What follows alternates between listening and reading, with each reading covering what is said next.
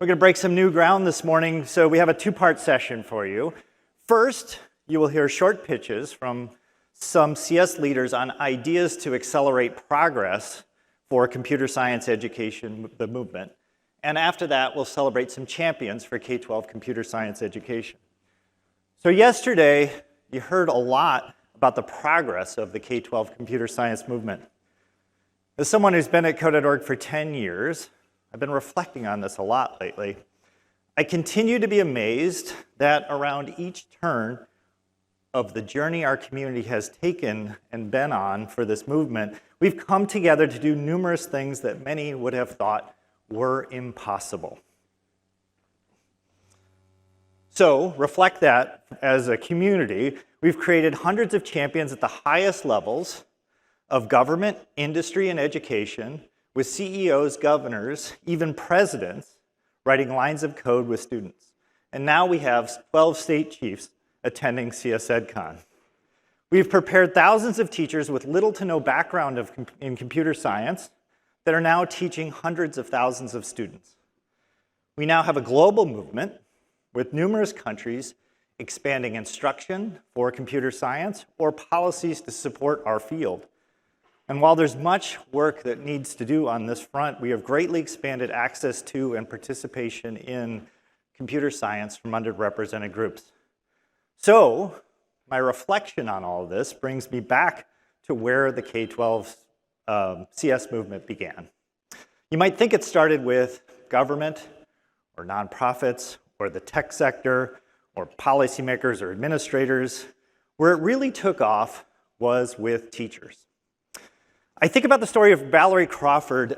She is a teacher here in Broward County, and she started as an English language arts teacher in middle school. Then she went to summer professional development for our middle school computer science course. The deal she had with her principal was that she would teach one section of computer science and 5 sections of ELA. By the time she started in the fall, there was so much demand for computer science at her school that she was teaching 5 sections of ELA. I'm sorry, computer science. I think she's a shining example of someone who now views computer science as her profession and not a side gig. And she's not an exception in our field.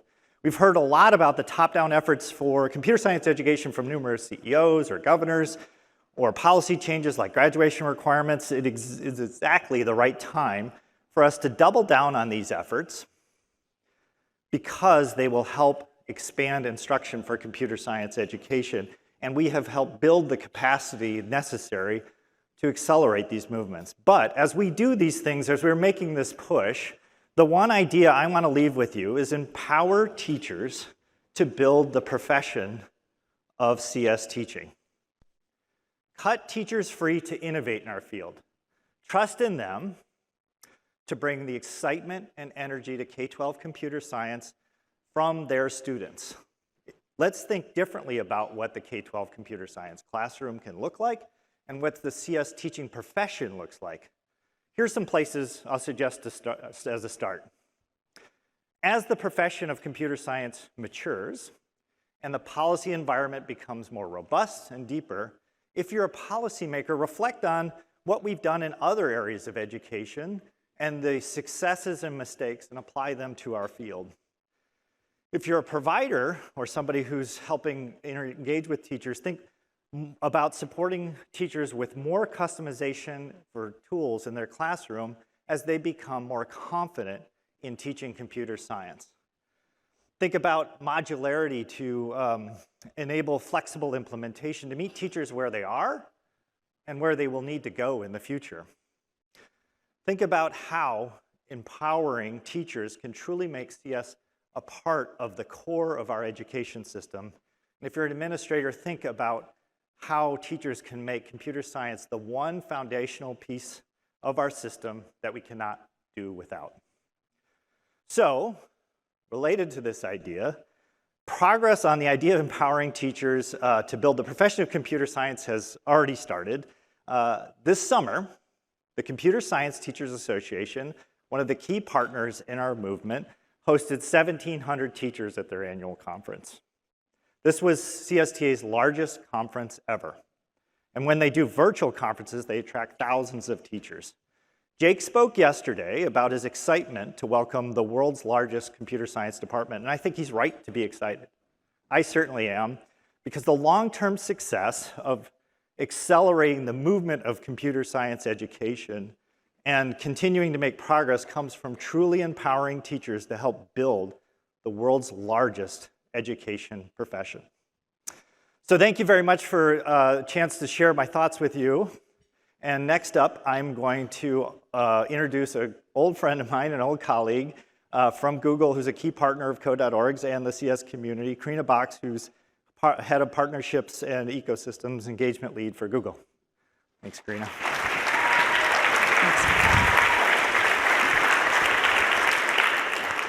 Good morning, everyone, and thank you, Cameron. All right. So a thriving, fair, and vibrant future that we can all share in depends on young people having access to powerful learning opportunities and experiences. Since 2004, Google has invested over $240 million to bring computer science education access to students, particularly students from underserved communities. We've done this through a combination of our own products and programs like CS First, Code Next, CSSI, and Grasshopper, and investments in partners like Code.org, the Computer Science Teachers Association, Scratch, and ESEP. As we saw in the opening keynote yesterday, there are now schools like Digital Pioneers Academy where every student receives CS instruction. Progress has been made, but we still have a long way to go before all students have equal access to CS. I'd like to challenge the audience to imagine a future where all kids are learning CS, no matter their zip code or identity. In this world before us, can students continue to only learn the basics like HTML or CSS? Is this inspiring? I think not. I want us to get radical about what's taught in CS classrooms. What if we looked to the technologies of the future to determine what we teach today? Where should we start? My software developer colleagues would tell you CS students today should be learning how to program AI or build machine learning models, as these tools will set the foundation for future products.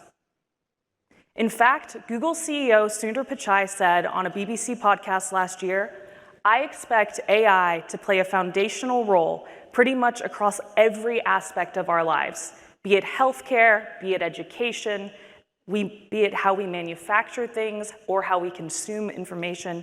And so I view it as a profound enabling technology."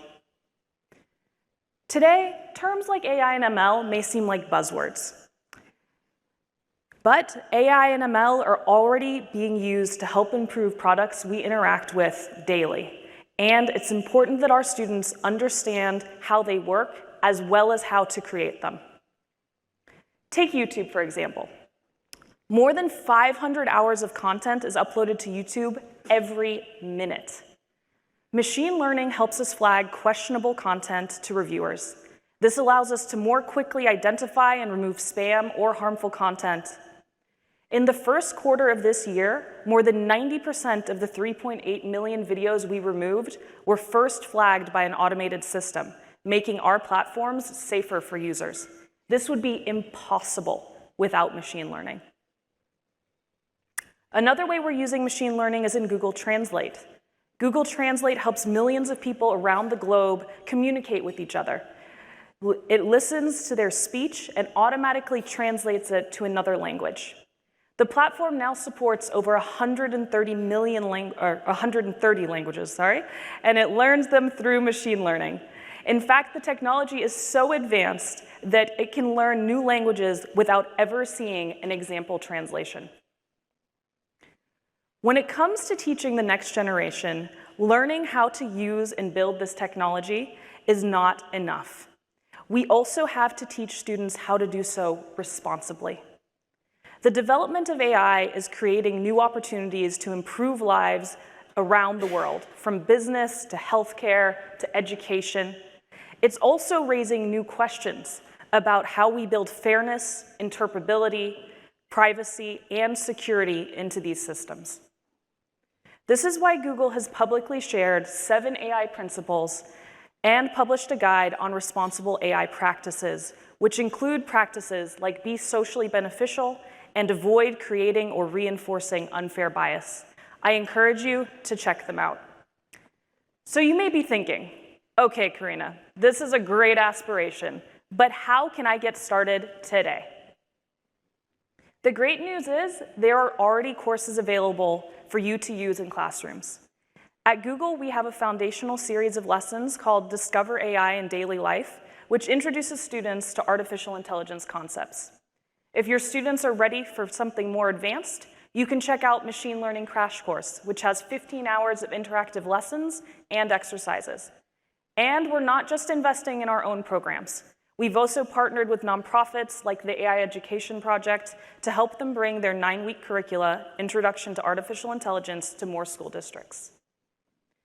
Let's work together to build schools where all kids can build the computer science skills they need to chart their path in our ever-evolving world. Thank you.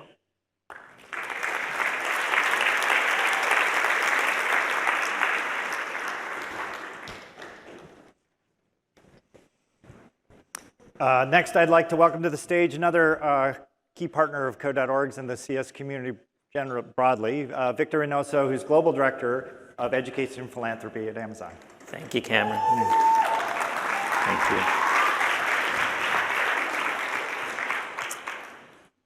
So CS for All is a universal goal we all share. Everyone here in this room shares.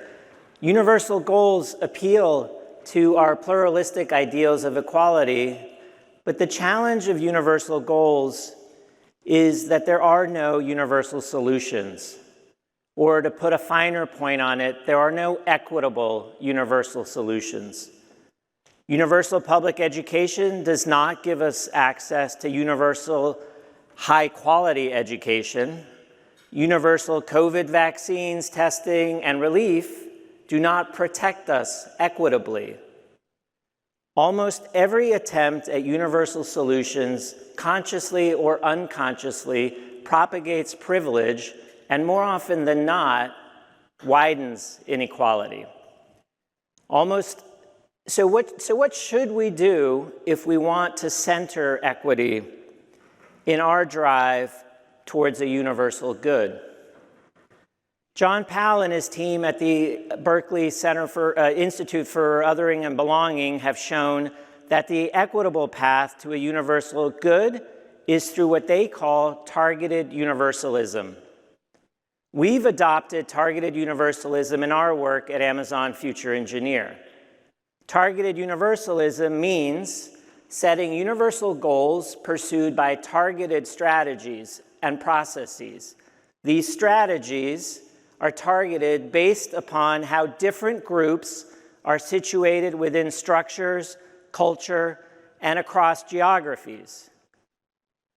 So while we simplistically say that our target population are young people from underserved and historically underrepresented communities, we cannot use the same approach for each of those communities. Tailoring strategies for each community can seem counterintuitive in an industry that is all about economies of scale.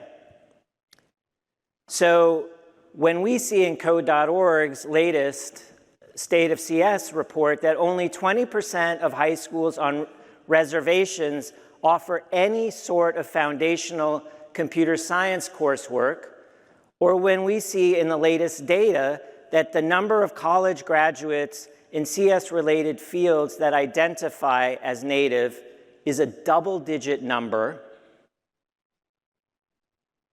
we know that what has advanced computer science education for these last 10 years is not serving Indigenous communities.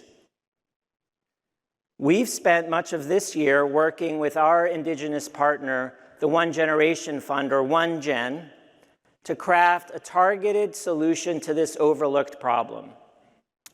From conversations with Indigenous educators and youth, we know that technology can be central to overcoming the challenges facing Indigenous communities, from language revitalization to economic development.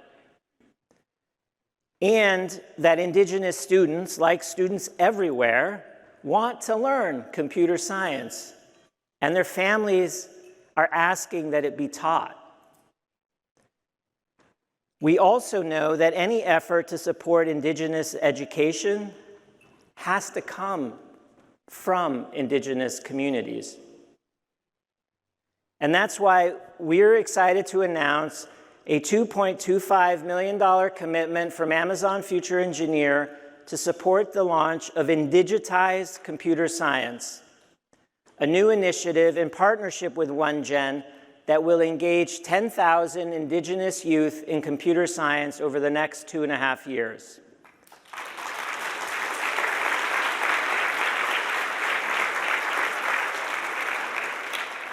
Indigitize will support Indigenous schools and school districts to build and launch culturally responsive computer science curriculum. It'll create partnerships to teach CS online and out of school, and will support early stage approaches to Indigenous CS education to seed innovation and build momentum. We are inspired by the brilliance of Indigenous youth.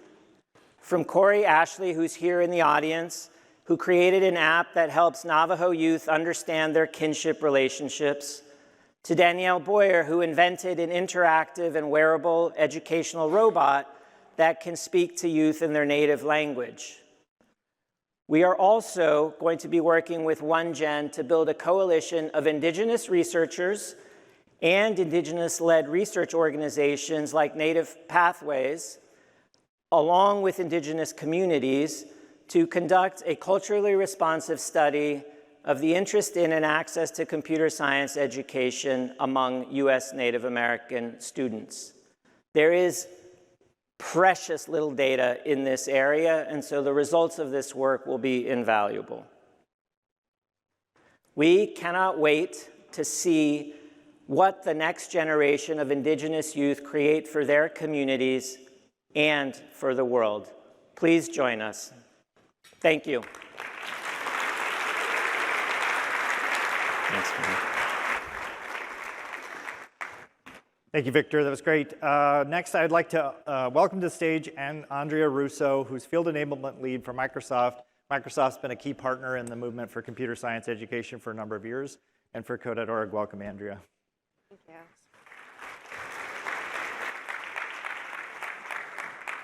Good morning, everybody. So I have to give a slightly cheesy computer science joke because you guys are my people and you'll get it. So I'm a former classroom teacher, and I had a struggling student, and she was really working on this program, and she asked one of her classmates, hey, can you give me your code because I'm really struggling and I need help? And he's like, no, it's private. And she's like, but we're in the same class. Maybe it has the bites, I don't know. But on a more serious note, we are currently in a changing world, and today I'm here to talk to you about Microsoft's commitment to inclusive computer science education. So the reality is the world is changing. We are continued to be confronted by public health crises, economic crises, social inequities and injustices, and I'd be remiss if I don't mention the devastating impact on climate change that's happening on our communities. Rapid changes in technology is reshaping the way we live, the way we work, the way we learn. And while technology is creating great opportunities and can solve society's biggest problems, quite unfortunately, it's also creating new challenges as well as new injustices within our communities. It's critical that we apply innovation and technology while we are keeping the core values of education and inclusion embedded. Together, we can reimagine a better future. The fact is, computer science is global.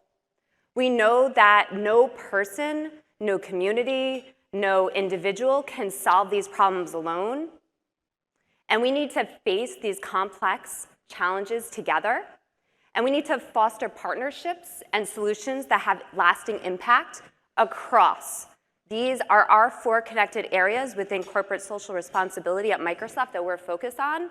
My focus is really to think about how we can create equitable computer science education for all. We believe that computer science education should be inclusive for every student, regardless of their gender, their class, and their geography. And the challenge that no one company can address is working across these sectors. We need businesses, we need educational institutions, we need governments, we need nonprofits, and we need organizations to ensure everyone can participate in the digital economy. We need to support communities such as in Juarez, Mexico, in New Orleans, in New York City, and Atlanta, Georgia, in rural Kentucky, so that they can have access. We need to think about how our partners, like Code.org, like CSTA, like the computer CS for All, like Reboot, how we can accelerate each other's work and amplify each other's work, because we really are stronger together. Finally, we need to support lasting systematic change, such as the work we're seeing with the increase at 53%, so exciting. One of the programs we do this is through our signature project, which is the TEALS program, so Technology, Education, and Literacy Support. Builds teacher capacity by pairing industry professionals with classroom teachers. In this photo, you're going to see 2 students and a volunteer. This is in Detroit, Michigan, at Henry Ford Academy. Now, we are working with over 500 schools, 650 classes, 1,600 volunteers from over 700 different companies. It really is collective action that we are working together on this issue. Now, as we are wrapping up, I know and I want to acknowledge that the last few years has had many, many obstacles for all of us to overcome. I want to express my deepest gratitude for all of the classroom teachers, administrators, school staff, government representatives, nonprofits, corporations, and I'd say most importantly in this room, computer science advocates, to make computer science a reality for your students, like we saw in Henry Ford Academy. I hope that this wonderful experience throughout these last few days and again today is really going to open up communications for all of you. For those of you here in the United States, the Digital Equity Act has created $2.5 billion for infrastructure support. I recommend looking into it. There's connectivity, there's devices, there's training that's connected with those money. I would say let's put computer science education at the forefront of digital equity conversations. And finally, I would recommend that we broaden our reach of a CS community. Engagements such as these would create a robust ecosystem where we really can create and technology to help speak the common language together. I know I'm over time, but last 2 plugs. If you want to learn more about what Microsoft is doing, please check out our corporate social responsibility page.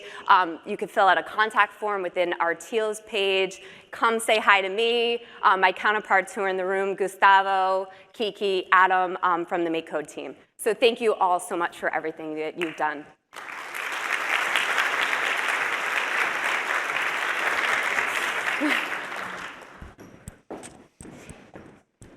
Thank you to these great speakers for this morning. Now we're going to change gears a little bit. And keeping with the community-based theme for this morning, we're going to recognize some champions of computer science education. So I'm going to welcome to the stage Amber Davis, who is not only a Floridian, but director of our government affairs at Code.org. So welcome up, Amber.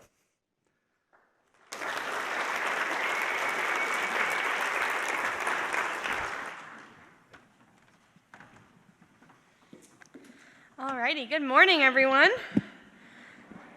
So happy to be here with you all today. As Cameron said, my name is Amber Mariano Davis, Director of State Government Affairs here at Code.org, and on the advocacy team. We are so excited to see the progress that your states are making towards computer science and making sure that all of our students are equipped with these skills moving forward. I will call up the recipients from each category. We have 3 categories of achievement, and we will take a group photo up here with the awards. So the first category is for states that have over 90% of high schools offering computer science. The states receiving this award are Maryland, South Carolina, and Arkansas. We'll give them a round of applause.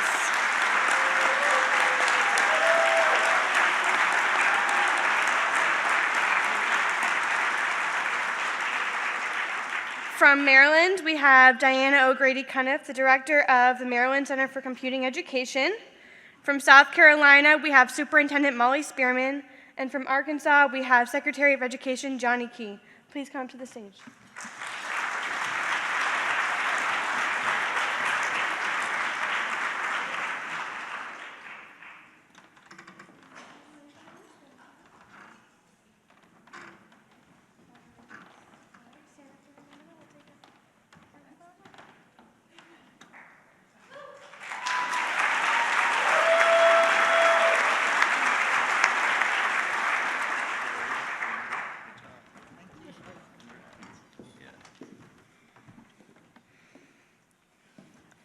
All right, the next category is for states that have shown the most policy growth. The state receiving this award for the most computer science policies passed or enacted in 2022 is Missouri.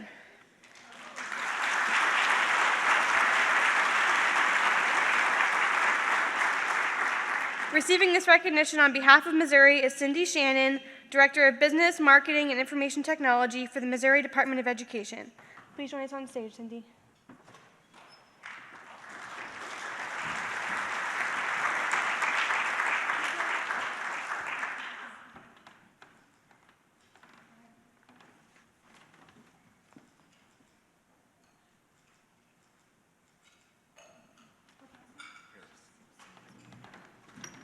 We also have Mike Harris with the governor's office here joining us as well. So thank you for being here.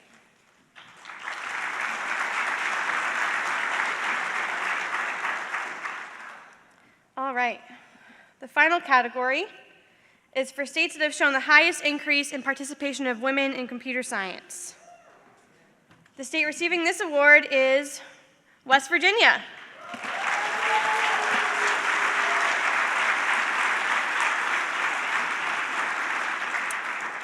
Receiving the recognition on behalf of West Virginia, we have Erica Close, Coordinator of Science, STEAM, Computer Science, and GIS for the West Virginia Department of Education. Thank you so much.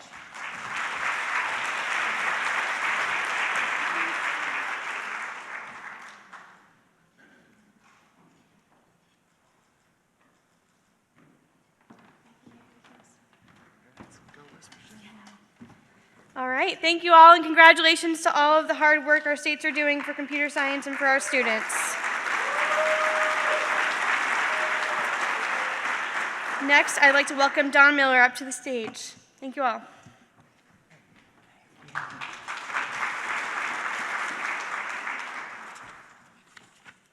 Hey, good morning, everyone. My name is Don Miller, and I'm an outreach manager here at code.org.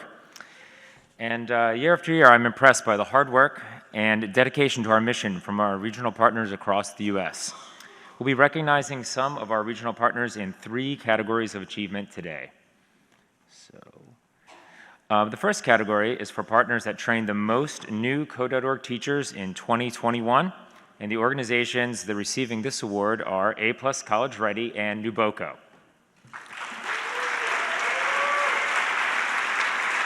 All right, receiving this recognition, Carol Yarbrough and Gina McCarley on behalf of A+ College Ready, Samantha Dalby and Allison Moore on behalf of NUBOCO.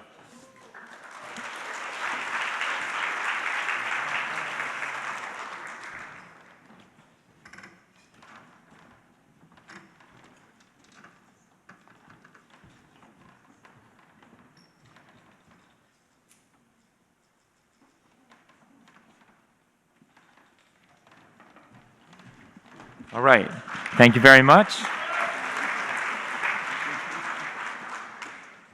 All right, and the next category is for our partners that recruited the most new schools in 2021. The organizations receiving this award are the University of Texas at Austin and Mouse.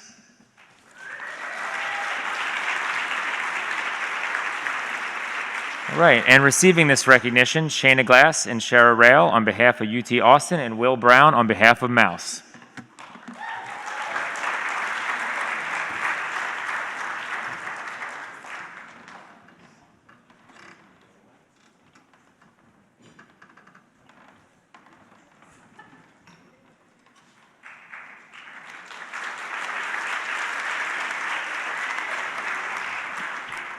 All right, thanks again.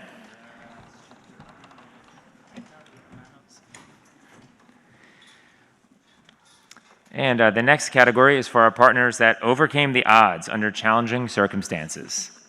The organizations receiving this award are Alaska Staff Development Network and AVID.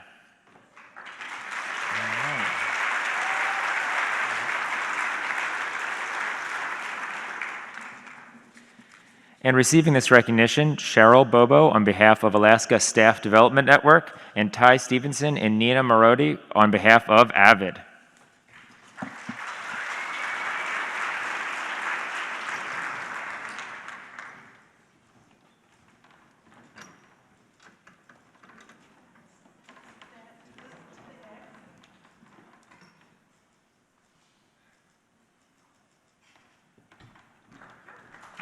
All right, thanks again. All right, and finally, we are giving the Computer Science Fundamentals Innovator Award. The organizations receiving this award are A+ College Ready, Mississippi State, and Sacred Heart.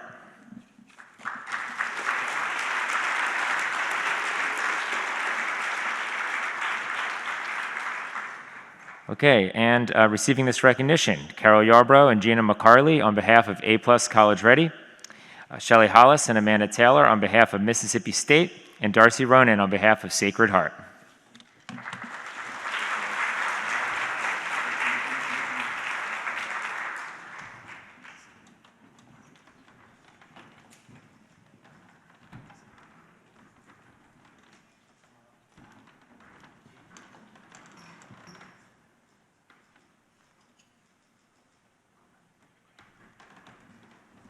All right, thanks again. And finally, I want to give a big thanks to all of our regional partners for their continued hard work. I'm going to pass the mic now to Laura.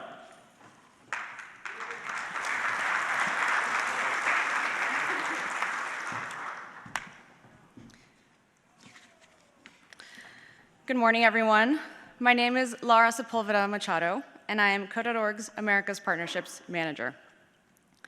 We are so proud to highlight and recognize the work our international partners are doing to scale the impact and advance computer science education around the world. I will be recognizing international organizations in 3 categories of achievement. The first category is for international organizations that have organized large-scale awareness campaigns. The organizations receiving this award are Africa Code Week, European Union Code Week, and COFAC.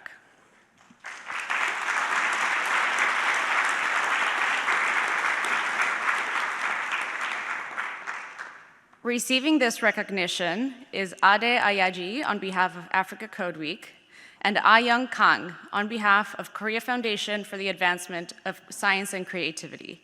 The EU Code Week team was unable to join us this week. Please join us on stage.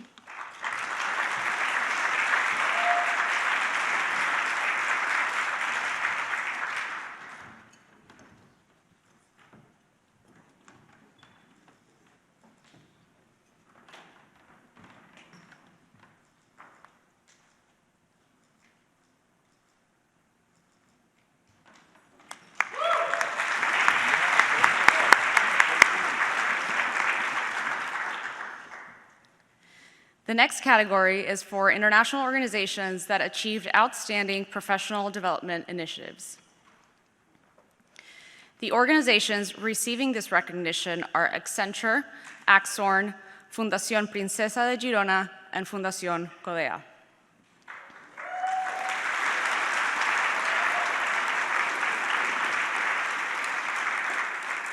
Receiving this recognition is Martina Pometlova on behalf of Accenture, Pakhorn Wanganudrod on behalf of Axorn, Sandra Camos on behalf of Fundación Princesa de Girona, and Mónica Retamal on behalf of Fundación Codea.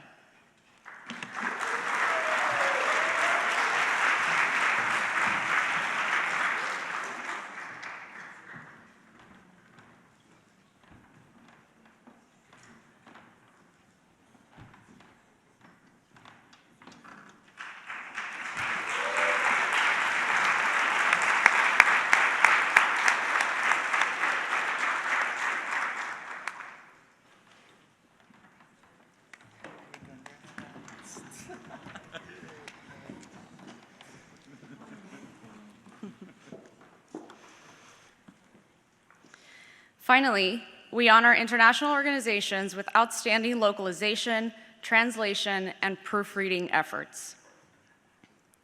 Those receiving this award are Eidos Global, Programa Il Futuro, and Mache Sisboa.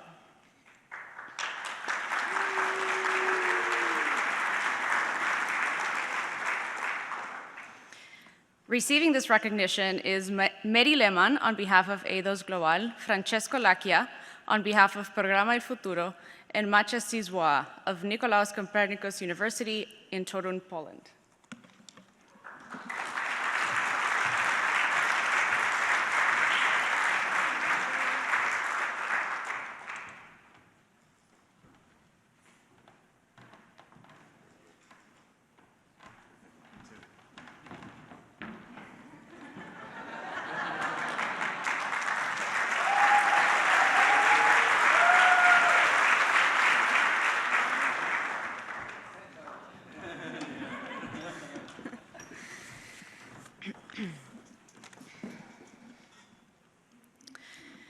We wanted to take this special opportunity to recognize the Ministry of Education and Science of Ukraine for undertaking the localization of computer science fundamentals into Ukrainian, even during a time of war. Receiving this recognition is Dmytro Zavgorodny, Director General of the Directorate of Digital Transformation. We would also like to ask Dmytro to share with us more information about the incredible work they're doing around rethinking education and ensuring children are still learning during a difficult time. Please join me in welcoming Dmytro.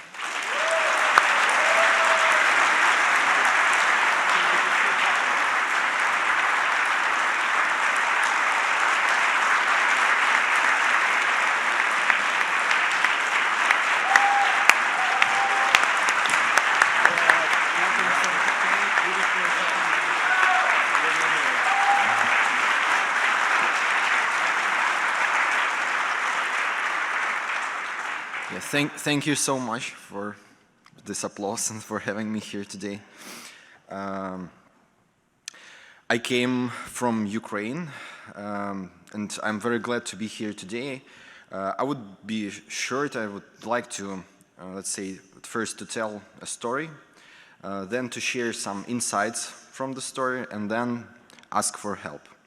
So the story will be around Ukraine, about Ukraine, I'm sorry. We have a beautiful country with the sea, mountains, big cities, small towns, and more importantly, more than 4 million school children in the country. And for previous 2 years, during my work in the Ministry of Education, we have very ambitious goals in digital transformation. In our government, one of the most important goals was to grow up and to strengthen our tech sector. It is very important for the country and for the exports and other things and so on. So among other things, we have started to reform our education in the field of the computer science at all levels, from drafting new curriculum for schools to making more public-private partnership in higher education, investing in digital infrastructure, making lots of teacher trainings. So a lot of things happen, and then in February everything has changed. Russians invaded our country simultaneously from 9 different directions. You can imagine that it was not about the computer science anymore for us. So millions of Ukrainians fled Ukraine, they became refugees in all other countries. Millions became internally displaced inside the country. And while I was searching for some images to show you how the country looks like. If you Google Ukraine right now, in the Google images you will see, like, most of the pictures will be maps of invasion or something like about the war.